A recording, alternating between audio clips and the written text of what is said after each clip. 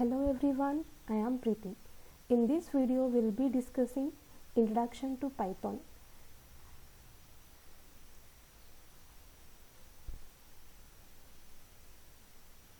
So this is the agenda for today's video.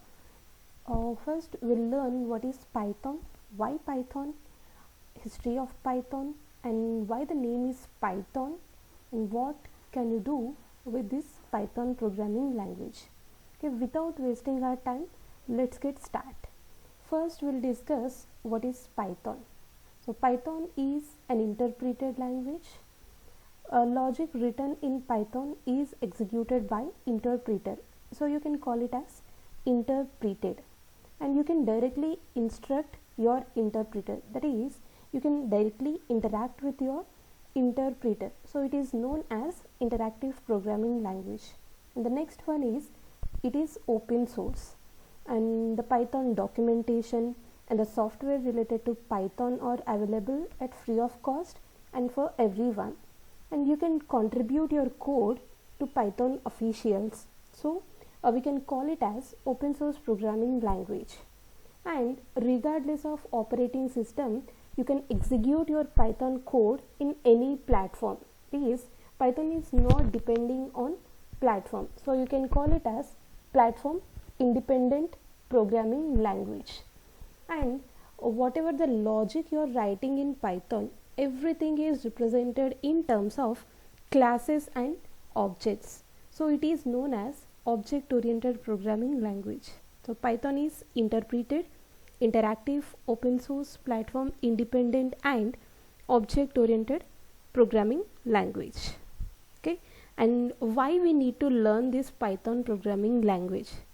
The first reason is Python is very easy to learn, easy to read, and easy to maintain, and it has a huge number of built-in libraries.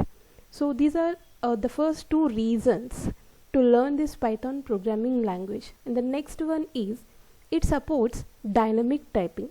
Okay, what does it mean? Whenever you are creating a variable in Python, you no need to mention the data type of the variable. Okay, then how the type of the variable is decided? When you assign some value to the variable, based on that value, the type of the variable is decided. That is another feature of Python. And it is platform independent. As we discussed earlier, Python is platform independent programming language, so you can call it as portable, and you can connect with different databases. If you want to connect your Python with Oracle or MySQL or SQLite, you can directly interact with some different databases, and you can build graphical user interfaces with Python programming. And whenever you are creating some objects in Python, if you are not using those objects will be removed from the memory automatically. So you no need to worry about your memory. So memory optimization take place in Python by garbage collector. So automatic garbage collection will take place in Python. So these are some of the reasons to learn this Python programming language. Okay, and next we'll go through the history of Python. Python is introduced in the year 1989 by Guido van Rossum, and the people started using this Python programming from 1991. Okay, you might have a question like, why he named this programming language as Python? Okay, so because Guido van Rossum is interested in a BBC comedy show named Monty Python's Flying Circus. Then he decided his programming language name should be short, unique, and it should be somewhat mysterious. So he decided to call his programming language as Python. So this is a brief history about your Python programming language. Okay, you might have a question, so what can we do after learning this Python programming language, right? So after learning Python, you will be having some different domains. So we'll discuss the different domains after learning Python. So first you can go with artificial intelligence. In artificial intelligence you'll find machine learning and deep learning related things, and then you can go with data sciences also.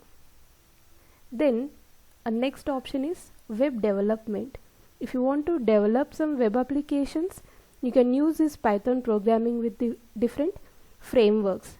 The latest framework is Django. You can go with that. And the next one is scripting. So if you are making some work manually, you can make that work as automated using this Python by writing some scripts.